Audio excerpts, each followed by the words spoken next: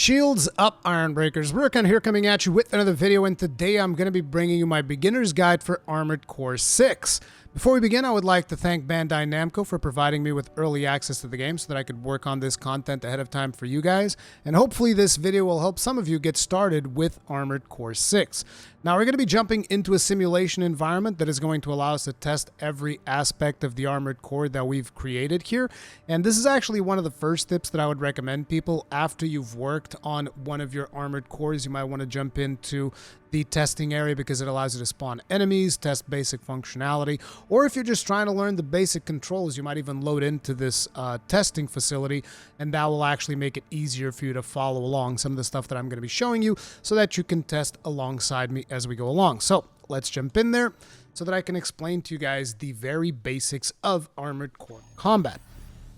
Now, I am going to be playing on PlayStation 5. This is where I got my code, and this is also the preferred platform where I usually play games, but I'm going to be doing my best to try to bring context for those of you playing on PC. I even printed out like a loadout for the controllers, which tells me like all of the different functionalities. I'll be trying to reference those so that you can check your key bindings if you're curious about something that I'm doing and you're like, oh, what button do I press for that? You'll have to go into your key bindings and actually see, but I'll tell you what function that is in here in the game, hopefully, if I do a good enough job.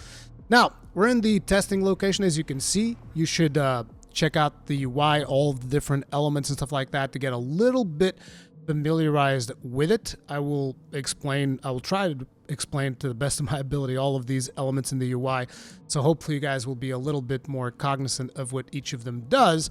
But starting things off, let's just go over basic movement. I mean, this super basic third-person stuff. Your left stick moves your AC, the right stick moves the camera, and if you're on mouse and keyboard, it's probably going to be a WASD to move, I would assume, and your mouse is going to be the one controlling the camera and aiming and doing all of that good stuff. In case you guys are wondering, I've actually heard from Cowboy that mouse and keyboard controls are extremely well supported, and controller also works just fine, so whatever is your preference, you should be just perfectly fine to play the game that way.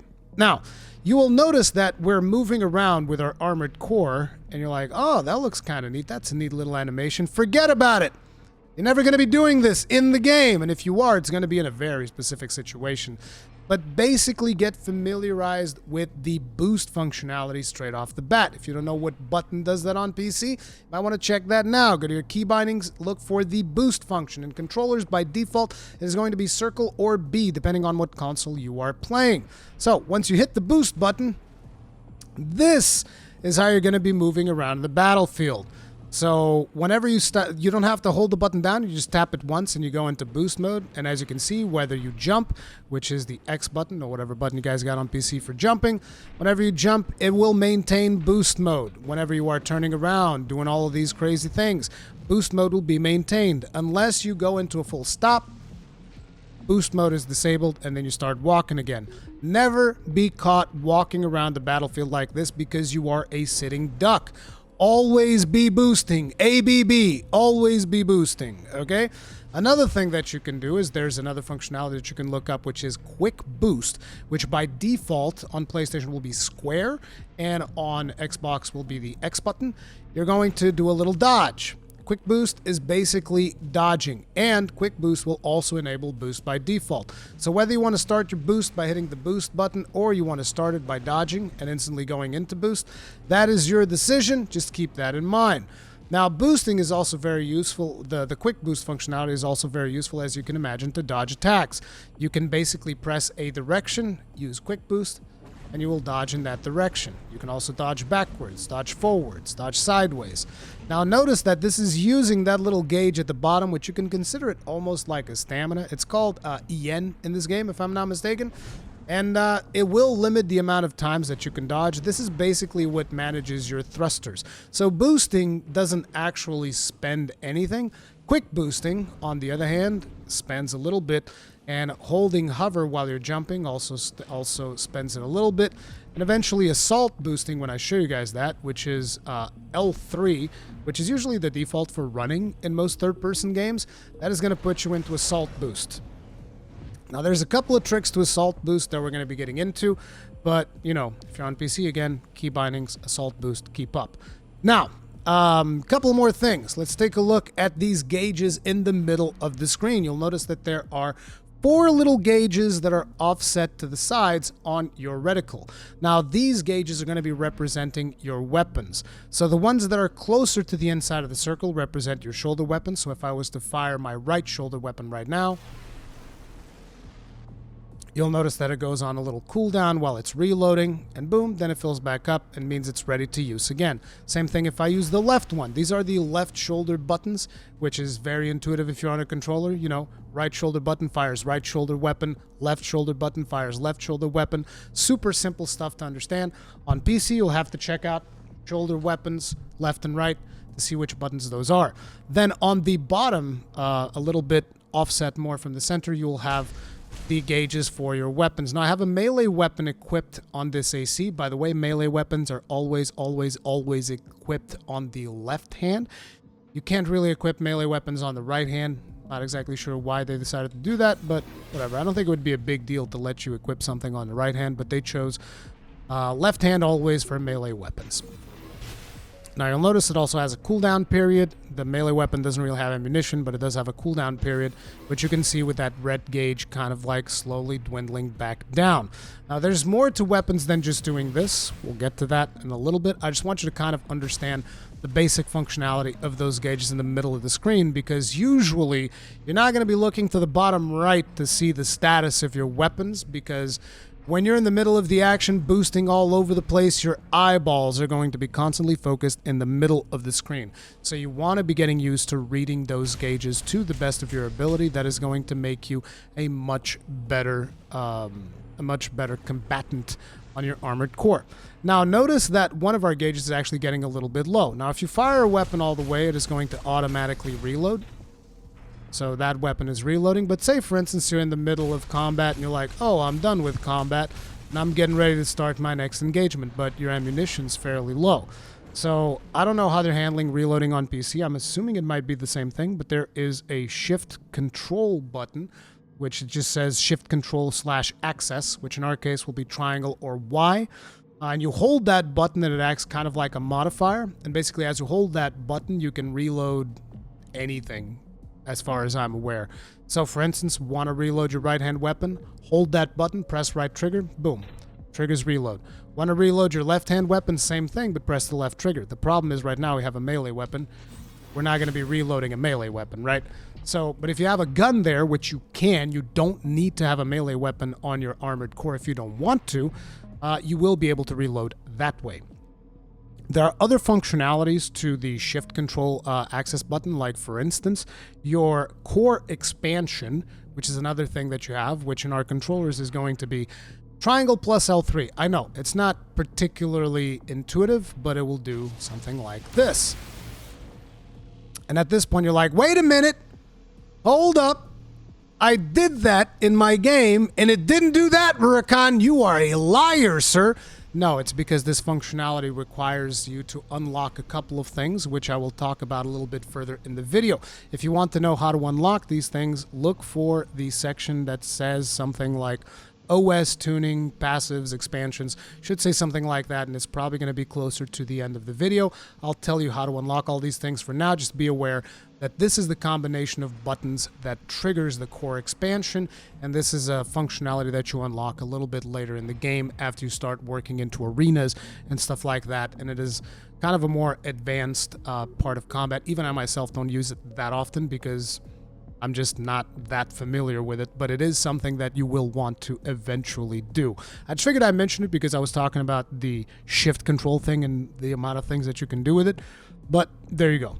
Those are the basics. Now, I told you earlier about jumping. There's basically a jumping button. You can keep it pressed and your AC will constantly go up. You can also kind of like direct where you are going, as you can see, but it is not super precise. So if you're trying to close in on a target, what you want to do is assault boost, which in our case it's L3. And this will charge right up to a target. You can see that it is also using that same gauge in the middle lower screen, which governs how fast you can boost, how you can do things. Now, an important thing about boosting that I want to call to your attention is that since you are so used to moving your AC by using the left stick, one of the first instinctual mistakes that you might make that I've definitely done and you will see on my Let's Play is like, oh, I'm going to boost, but I want to go slightly right, so I'm going to go right on the stick. That is not the way that it goes, because if you press right on the left stick as you are boosting, it's going to do this. So it basically kind of quick boosts to the left and to the right, depending on which side of the stick you're favoring. And that part's not super intuitive. So basically, once you're boosting, if you just want to move and not adjust the position of your AC, what you want to do is just adjust the camera. So use the right stick, or use your mouse to aim in a different direction, and then you can like kind of control the direction of your flight without having your AC boosting all over the place like this, which is probably not what you intended. Now, this is also a very useful functionality, as you can imagine, because if you are boosting towards somebody, they start shooting at you, you're like, haha, miss me, haha, miss me again.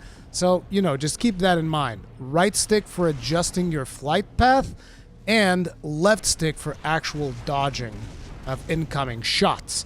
And on PC, same thing. Press your whatever button is assigned to left or right if you want to dodge, or use your mouse to actually orient the direction of your flight. Just to give you guys a basic idea on how that works. Now, we've talked about firing your main weapons, firing your shoulder weapons. We talked about popping off a melee. However, most melee weapons, I think, I don't know if it's all of them because I haven't unlocked all of the weapons yet, but most melee weapons will also have a charge functionality. And not just melee weapons, but also certain range weapons will have a charge functionality. Basically, the way that works is exactly like you'd imagine. You hold whatever button it is for that weapon, you hold it for as long as you want, and then, it pops off. There you go. This is the charged attack of melee, which, as you can see, it's considerably more powerful than just like your standard melee hit. If you keep it pressed, it is going to do a lot better. Now, this is a more advanced laser sword. You don't get this right at the beginning, but you get it fairly early on in the game, so it's not like it's some late game thing. And there's a bunch of different melee weapons like, the sexual pile bunker. Good God, pile bunker's so good. I don't want to show you guys the pile bunker, but the pile bunker's so good. But yeah, so that's charge attacks, and like I said, there will also be weapons that will change their firing modes if you charge up attacks and stuff like that. Be sure to read each of the weapons so that you understand how each of those things work. But okay, now you know how to do charge attacks as well. It's time for us to bring out an enemy so that we can talk about lock-on functionality. So we're going to turn on we're going to turn off the AI, but we're going to bring in a trainer armored core. It should be spawning in right now. There it is.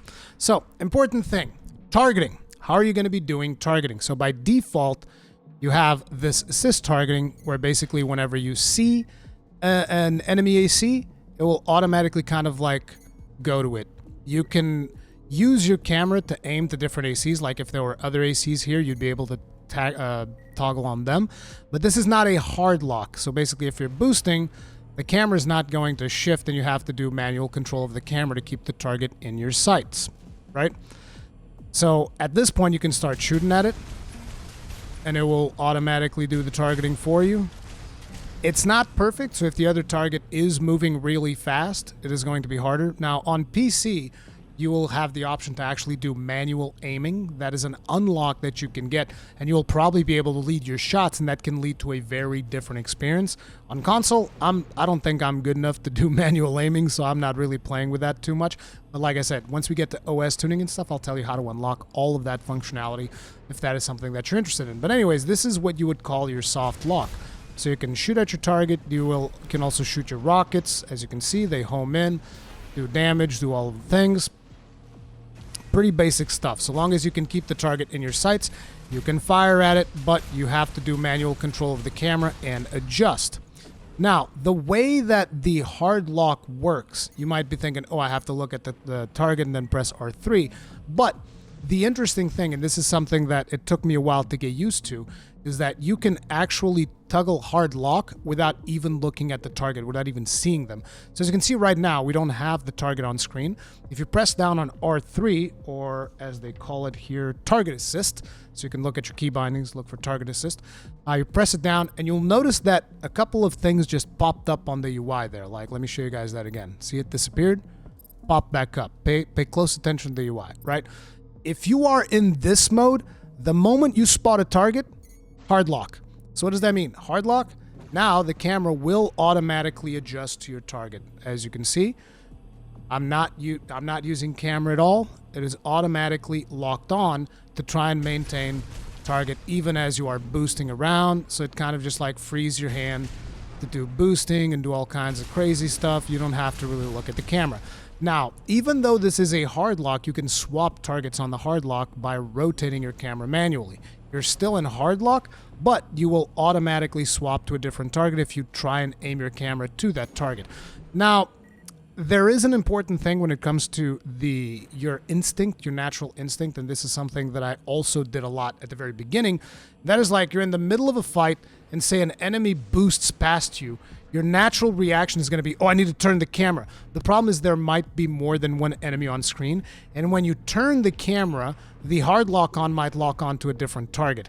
And that can get a little bit messy. So my recommendation is if you're fighting something that is pretty fast and it's giving you troubles, once you go into hard lock mode, avoid moving the camera. It's very hard, at least for me, I don't know, maybe it's a me thing, but for me it's very hard to fight that instinct to constantly be adjusting the camera, but you really have to learn to let go in order to be able to maintain the target, because sometimes they'll get out of your focus, but the camera will auto-adjust with the hard lock on back to your target as fast as it can. So, you know, just be aware that sometimes it can feel finicky if you keep rotating the camera, because the lock on, even though it's a hard lock on, it's still going to let you move the camera, because you have to move the camera because there might be different targets you need to do, or you might actually just have to look at the situation around you so that you don't fly yourself off of a cliff or something along those lines. But those are like the basics of lock on. And keep in mind that if you're trying to do something like performing a kick, which by the way I still haven't explained how to do kicks, it's basically you assault boost twice. Press the assault boost button twice, which again on controllers it's L3. So you do assault boost, and then when you're ready to kick, press assault boost again, and it'll finish with a kick. Now different armored core legs will have different kicks, like the chicken legs, what are they called, the reverse joints. They have like a double kick instead, where it kind of does like the wrestling drop kick move almost, except it doesn't actually fall to the ground. It stays fine. This one just has like a standard like football kick almost. The tank is basically a ram. It's a battering ram, and it's beautiful. And the tetrapod will do like a spinning kick almost. So there's different types of kicks. Now, an important thing about kicks is that they're very easy to miss if you're not in hard lock on. As you can see, I can go, whiffed it. I'm whiffing these on purpose, but like, let me actually try landing one on purpose and see if I miss it. Okay, I actually landed that one, but let's just say with soft lock, it ain't too easy to actually land kicks, you know? And not to mention that this is a stationary enemy. In missions, they're not going to be staying stationary like this.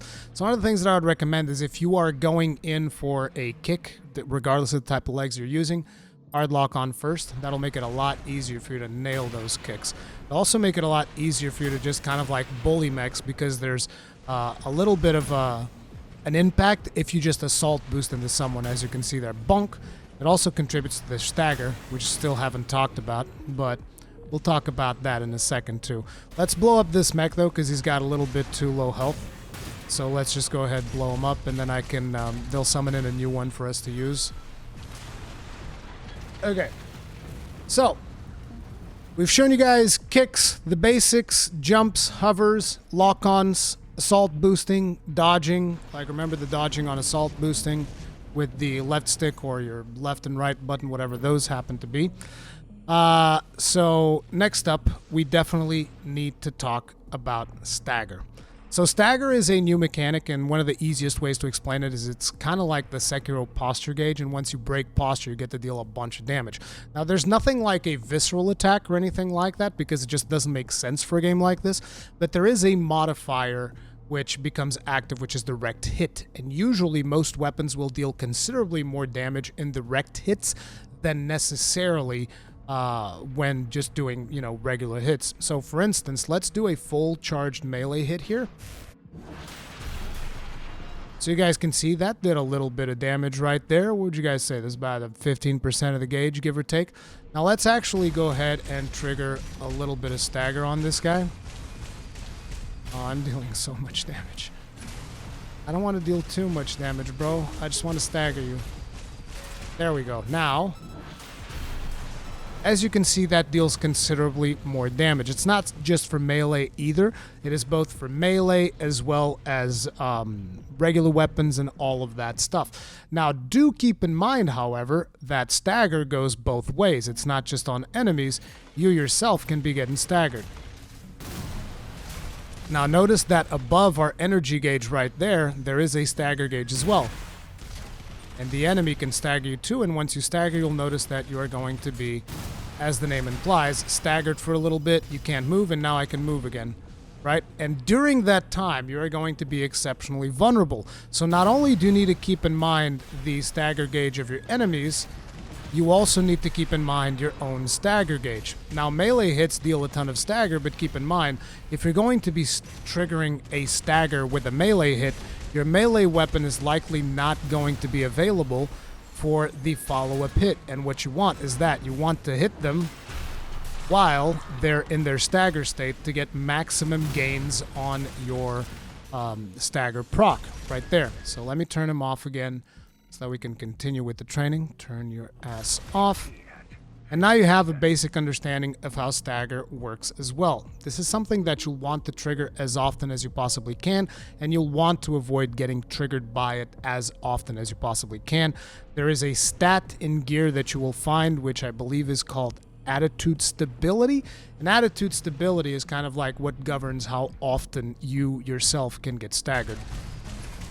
But yeah, stagger mechanics, basic stuff. Now, if you look at the UI, you can also start to identify where your health is, which is at the bottom left-hand side. We currently have 5,314 health. It is called AP. And you'll also notice that there's something below it that says repair. Those are your repair kits. Every mission that I've done so far, I've always had 3 repair kits. I don't know if there's a way to increase the number of repair kits, but I do know that there's a way to improve the performance of the repair kits. Now, on controllers, this is going to be up D-pad, and on PC, check your key binding for repair kit, but you can pop one of those suckers off. Boom, and the game will let you know you have 2 repair kits remaining. Now, usually before a big boss fight, they'll bring in something called a resupply Sherpa, which will basically let you refill your health, refill your repair kit so that you're ready to face against the boss. So don't be too scared to use repair kits while you're doing a level. Even if you're scared like, oh, but I'm going to get to the boss, and then in the boss I'm not going to have repair kits. They will usually let you refill before the boss. Now, that doesn't mean that you should be reckless with your repair kits either, but don't be too stingy with them, otherwise you might end up dying when there really wasn't any need to. Now, besides repair kits, there's another functionality which is down D-pad, and this is the scan. Now, scan is useful in case you're fighting against invisible enemies. It will detect invisible enemies. It will also detect things like treasures, because there will be hidden treasures throughout levels. So get into the habit of scanning and scanning often. You'll see that it has a cooldown. Whenever you pop the scan, you'll notice that, it takes a while to get back up. Now, also on the very bottom middle of the screen, there's like a compass, which will show you where your enemies are.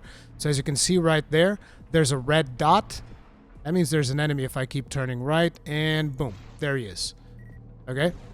So that's what that compass in the middle of the screen is, and then you also have your speed on the left side and an altitude meter on the right side. Those are not like super important, I find. I rarely even look at them, but in case you're trying to see, oh, I want to do the fastest possible build, I want to test how fast I can get to speed X or whatever, you can look at those gauges as well. And then in the bottom right-hand side, there is your ammo count. So even though the gauges show you like your current magazine status, your current cooldown status and all that stuff, the actual ammunition is shown in the lower right-hand side of the screen, but that is all fairly basic stuff. Now, this kind of concludes the very basics of training. At this point, you might also be wondering, okay, but there's all these different type of legs. What leg type should I be using? And I would say that's a personal preference. My recommendation is just use whatever looks cool, like whatever you happen to like. That's the way that I've been playing the game. I've been kind of like forcing tank treads onto everything.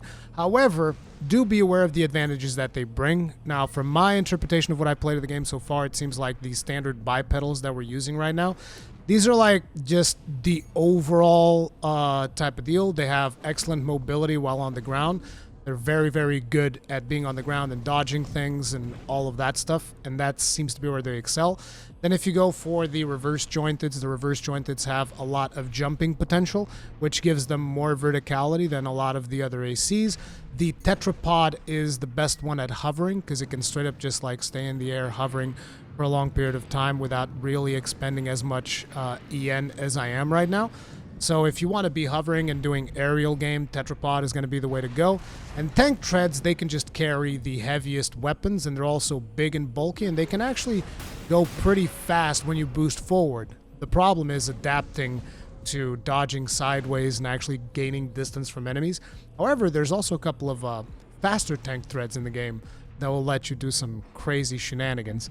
But yeah, these are your basics of combat. If you guys have questions, leave those in the comment section down below. Now, we're going to move on to other things. So I'm going to be jumping off of this. Now, another tip that I have for you guys very early on, you're going to see something here in the sortie, which says training. You might be like, well, I already saw Rurikon's video, so clearly I don't need to train. Do the training missions.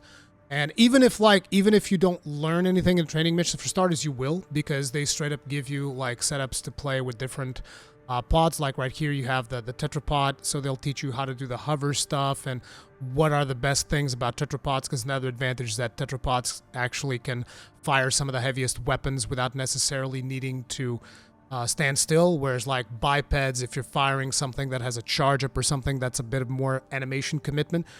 They also tell you like what the tank AC's strengths are, the fact that you can, you know, just rotate, do drive-bys and stuff like that, which the other ACs can't do as well as tanks. And they show you kind of like all types of different functionality, but besides the stuff that you learn, they will also unlock parts for you. And a big portion of the game is unlocking parts, so you want to make sure that you complete your training tutorials, even if like, oh, I'm not really going to learn anything. They're super easy to do. They're not challenging at all. So just go in there, complete the training tutorials, and unlock a couple of more parts. So now, let's very quickly go over assembly. I already know that Cowboy is going to do like a full deep dive assembly video, so I would actually recommend that if you guys want to learn more about assembly. But assembly is basically where you go to deck out your AC. So I know that this menu might look a little bit daunting for people who've never messed around with this too much, but it is actually not that complicated. You have your right arm weapon, you have your left arm weapon, you have your back units, and if you mess things up, the game will actually tell you. So say, for instance, okay, I want to tank your core. Let's bring out this one. Oh, wow, I can actually do this one with these legs. I was expecting this to go overload on weight, but it didn't. Okay. Let's get something beefier then, like, say, a Gatling gun. No, how about... There we go. There, the detonating bazooka. As you can see, it will straight up tell you, you're overburdened, okay? You can't sortie like this. Now, there is a functionality that lets you exit out while you're overburdened, if that's something that you want. But if you're starting out and you're a beginner, I would not recommend it. But basically, they'll tell you when you're doing something that is not going to work. Like, for instance, if I was to bring in the plasma rifle and let's put some other energy weapon on the left side, like another plasma rifle, and then I swap into tetrapod legs, because tetrapod legs consume more energy, it will also tell you energy shortfall. So these are things that you'll want to be aware of. So for instance, if you are heavier, you might want to consider swapping your legs, because your legs are going to allow you to carry heavier equipment. On the other hand, if you have EN shortfall, you might want to mess around with a generator, get a generator that might provide you with more energy, like I have this one. It has downsides, so it provides me with more energy, but it recharges slower. So, you know, I can still exit out like this, but stuff is going to, you know, it's not going to regenerate as fast as it did previously. So keep those things in mind, because each of these things has a functionality. When it comes to arms and shoulders, this is just, okay, these are weapons. Whatever weapon you want to put in here, that is what's going to change it. Like, okay, I'm going to put this weapon. This is now an energy weapon. I'll put this other weapon. Now I got 2 energy weapons in my back, 2 energy weapons in my hands, and everything's hunky-dory. But basically, this is just weapons. They decide kind of like your playstyle. Then on here, you have different elements that give you other aspects of the game. So for instance, you look at your head, and you can see that these are the basic stats of your head. AP, attitude stability, system recovery, weight, EN load, and whatnot. And then it gives you the full specs of your armored core. And you're like, oh, that's quite a few stats. It's like, no. See how at the bottom of the screen, there's something that says toggle display? If you hit that, you got a couple of more specs in here that give you even more things. Like right there, it tells you how much this head is going to scan. How long will the scan last for? So if you scan something, it'll stay on your screen for like 4.8 seconds. How long it takes for the system to recover. What is your attitude stability, which is how easy it is for you to stagger. And you're like, oh, I'm not going to remember all these things you're saying. You don't have to. Notice how there's another button, another prompt on the bottom that says help. You can basically tap on that, whatever it happens to be, and you can get contextual help, very much like any Souls game, which will tell you exactly what each of these stats does. So keep that in mind and go over a lot of these things if you're like confused, if you don't know what they do. One of the best ways is just hitting that contextual help button and just going through it and understand it. Now, the chest is also an important piece, as you can imagine. Gives you also attitude stability, booster efficiency. I'm not going to be going over all of the stats, but basically just be aware, right? You have 4 offensive pieces, which are your weapons. You have 4 pieces that constitute the outer shell of your AC, so to speak, which is head, core, arms, and legs. And these also define your playstyle in a way, because like arms will let you select different type. I actually don't, there's something in the arms that I forget, which is the firearm specialization. Higher values improve target tracking performance. So your arms are also going to improve how good you are at tracking your targets. Okay, so I don't even know all of the stats, right? But you can see what each of these parts brings to the table. And then if you go to legs, these will be like the biggest defining characteristic of your playstyle, because like I said, tetrapods hover, regular bipads just do really well when you're in the ground.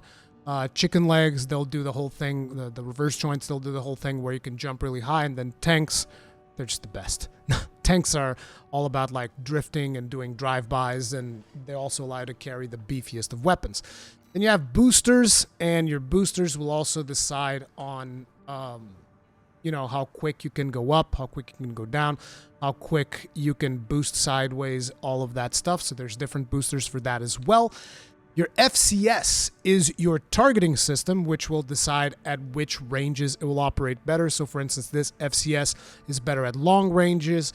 This FCS is better at close ranges. So you have to decide, do I want to engage from long range? Do I want to engage from short range? Some FCSs are better at locking on for missiles, and other FCSs are better at something else. But as you can see, there's all of this variety of stats when it comes to FCSs. Just think FCS is about targeting. Then your generator is about the performance of your energy capacity, which is going to be important if you're using energy weapons like pulse rifles and all of these things, as well as how fast they regenerate the power of your boosters. So a good generator affects not only, how good you're going to be at using energy weapons, but also how good you're going to be at dodging and boosting sideways and all of that stuff. These are just like the basic concepts of building your own armored core. And then there's also the expansion slot. The expansion slot is going to be something special that you can use, which will give you the functionality that I told you guys about, the core expansion during the combat section, which was like where you saw that big AoE come out of my AC. That big AoE was the Assault Armor core expansion, but there are different core expansions that you can actually have. Now, I know that at this point, you're looking at all this and you're like, oh man, Rurikhan, that's a whole lot of stuff. How am I going to do experimentation? Well, there is something here, which is the parts shop. In the parts shop, you can come in and you can buy all types of things, all kinds of different weapons for both. Keep in mind, by the way, that weapons, in order to be equipped on one hand or the other, you'll have to buy that version of the weapon. So if you buy, For instance, this Curtis linear rifle, because it's in the right arm unit, which you can see on the top left-hand side of the screen, it is only going to work on the right arm. If you want to buy a weapon for the left arm, you have to go to the left-hand side. And keep in mind, melee weapons will only ever work on the left-hand side. So if you're looking for a melee weapon, you're going to want to look on the left arm unit. So keep that in mind. You can come in here, buy all of these weapons, and at this point you're like, oh, this is going to be a pain, because when you start the game, you're going to look at the amount of credits that you have. You'll see that I have like 1 million right now, but in reality, the only reason I have 1 million is because I bought a bunch of stuff that I'm not really going to use for the purpose of making this video. You're like, oh man, Rurikhan sabotaging his own playthrough just to make content for us. Ha, you're crazy. No. See, one of the beautiful things about the part shop is that you can basically buy and sell things at the same price. So instead of being like me, where if you eventually get to watching my Let's Play of the game, you'll notice that I'm like, oh guys, I'm saving all of these credits for my tank treads, and I'm like with over 500,000 credits, not spending them, waiting for the tank treads to become available. That was like one of the dumbest things I ever did, because there is no cost to buying things and selling them again. So for instance, you can see I can buy this linear rifle, the Curtis, so I'm going to go ahead and buy that. And just pay attention to the price. Costs 65,000, right? So I'm going to buy it. Okay, I bought the rifle. Now I can go to selling, and I can sell it for the exact same price. So I lost nothing. I built the armored core that I wanted to build, and I lost no money. I didn't like it. I sold it back. No actual commitment, which is good, because that's exactly what you want for experimentation and stuff like that, because you can just experiment with literally everything that is available to you in the game. So long as you have enough credits for the first purchase of anything, you can buy it. If you don't like it, you can sell it, swap back to the thing you liked before. Hell, sell the entirety of your previous loadout, make a whole new one, and if you don't like it, sell it back again and go back to your old one again, which is actually really, really useful, and it really lets you just experiment with, oh, I want a different head, I want a different core, different arms, different legs, different boosters, different FCS, different generator, different weapons, different shoulder weapons.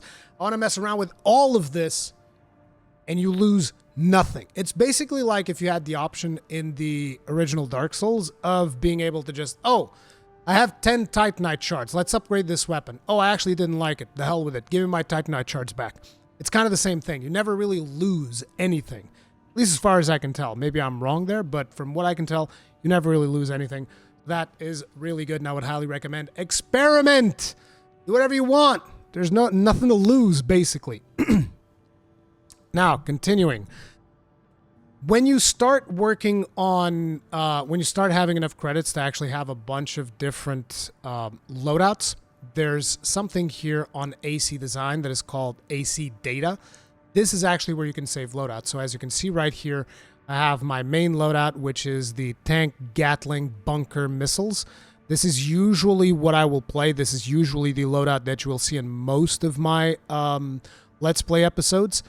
And basically I can just hit this button, load, and now I'm no longer equipped with the AC that I did just for the purpose of making this video. I'm now equipped with the AC that I have. There's another loadout here, the chick loadout. This is for the spring chicken because I'm going to need to record some B-roll for my review later. And yeah, I made loadouts for everything. But yeah, you can save as many loadouts as you want. As a matter of fact, you can save them from different users if you want, which I guess is just like, say you have your brother, whatever.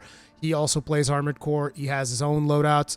You have somebody else that plays the game. They also play Armored Core with you. There's tons of loadouts, like 40 loadouts per user, 4 users worth of loadouts. So even if you're just using everything by yourself, you can basically get, 160 different loadouts saved in here. Apparently there's some different loadouts here for things that you fight along the way. I might have to edit that stuff out. I don't know. We'll see in the final footage. If that stuff is blurry, then you'll know why. Because there was some potentially spoilery stuff in there. But yeah, this is where you go to manage loadouts, do all of that jazz. And while we're talking about loadouts, I'm not really going to go into the customization of your Armored Core. Just know that there are tons of things that you can do. You can change like all of these different colors. You can do it on the entire frame. Like there's all of these different colors. You can see it completely changes the look of your armored core. And there's also things that you can do with like the weathering, like you can make it more rusty or less rusty or all busted up.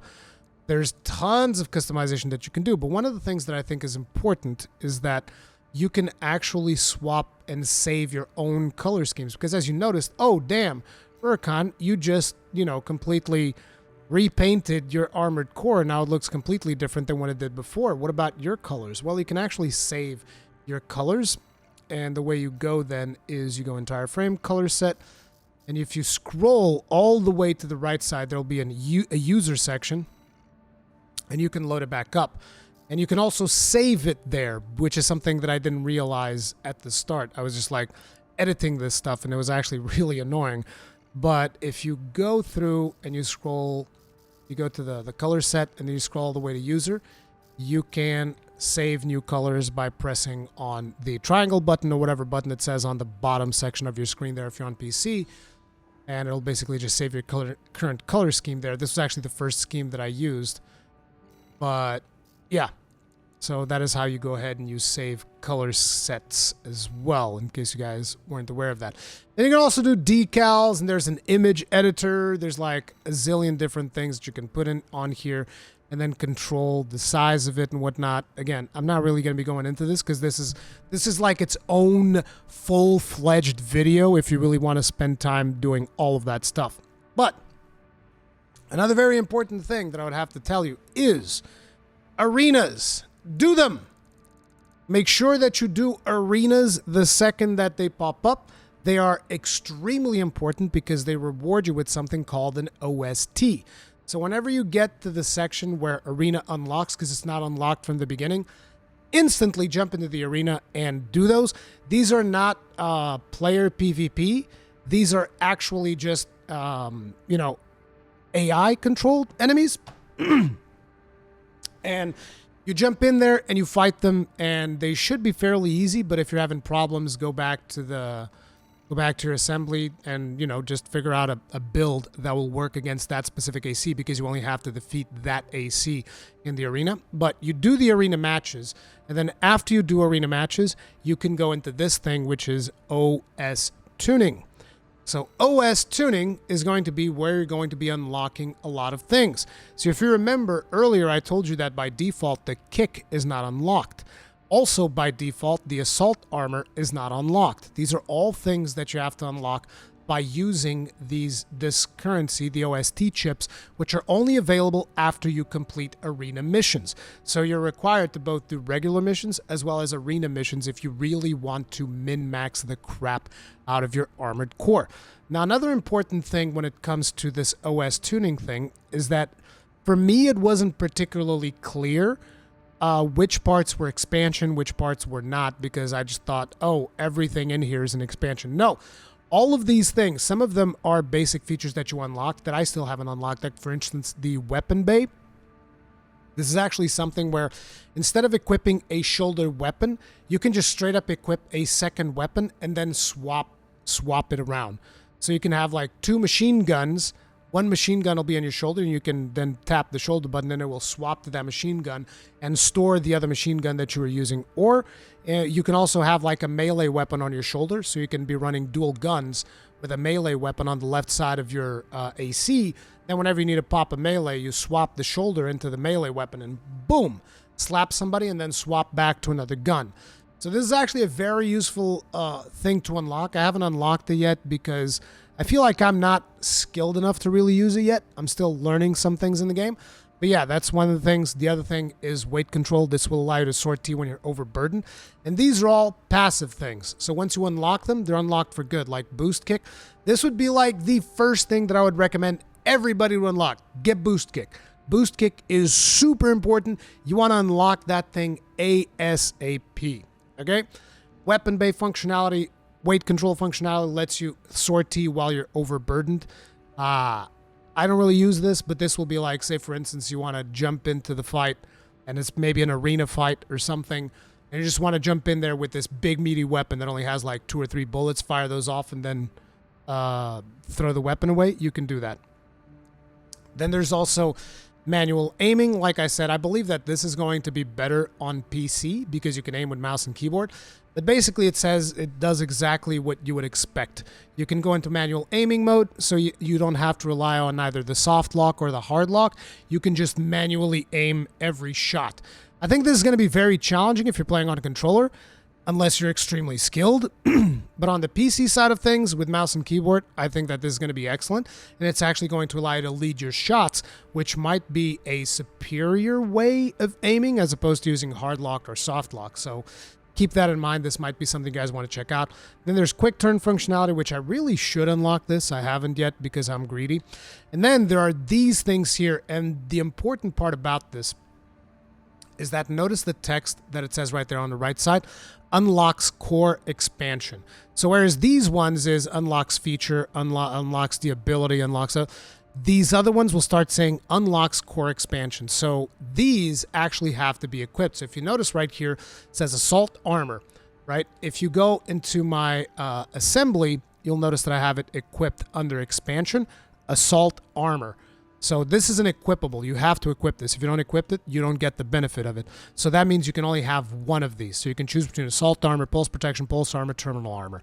All of these are core expansions. You can actually just like cycle through it and it tells you what each of them are.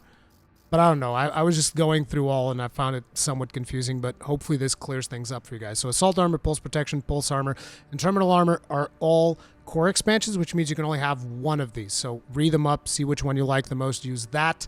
I'm not going to be going over every single one of them. And then these following ones, these are all passive. They all get implemented the moment you unlock them. So for instance, you unlock kinetic weapons, your kinetic weapons deal 3% more damage. If you put in another one, which is going to cost 3 more chips, 6% more damage. Same thing for explosive weapons, same thing for energy weapons, same thing for melee weapons. Now, Rurikon, why would you max out melee weapons?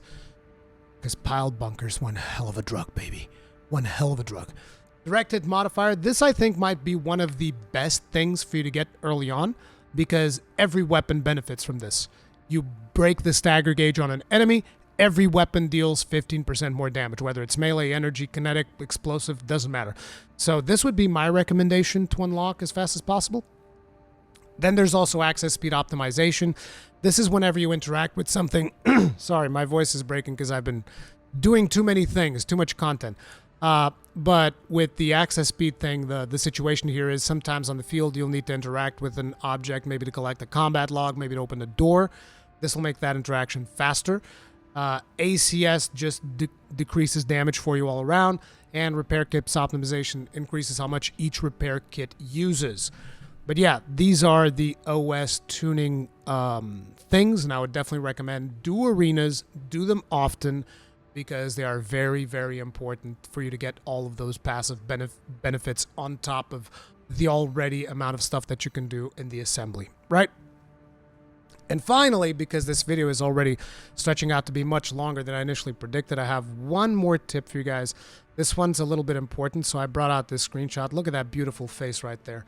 Face only a mother could love. But anyways, this is a decision point in the campaign, and I actually made a mistake here, so I'm going to bite this bullet for you guys and explain to you guys how this works. So at certain points in the main campaign, you're going to be given, like, there's always mission lists that you can do. And at certain points, you will see this little symbol right here. You see that there's like a little square, almost looks like a USB logo on 2 of those missions. That is a decision point. Now, when I first saw that, they actually tell you, oh, this is a decision or this is a choice, whatever, in the mission description. When I first saw that, I thought to myself, oh, I'm going to jump into this mission and then I'm going to make a choice during the mission that is going to alter the course of the story. Wrong. The way it works is your selection of mission, that's the decision you're making. So you can either do eliminate the enforcement squads, or you can do destroy special forces craft, and whichever one you choose, the other one becomes unavailable, and this kind of like determines your story progression throughout the game. So keep that in mind. Don't make the same mistake that I did where I was just like doing everything in order. And I got to, yeah, let's eliminate the enforcement squads. It's like, oh, snap. That was the choice that I've made. Okay, I'll be sure to pay much more attention moving forward.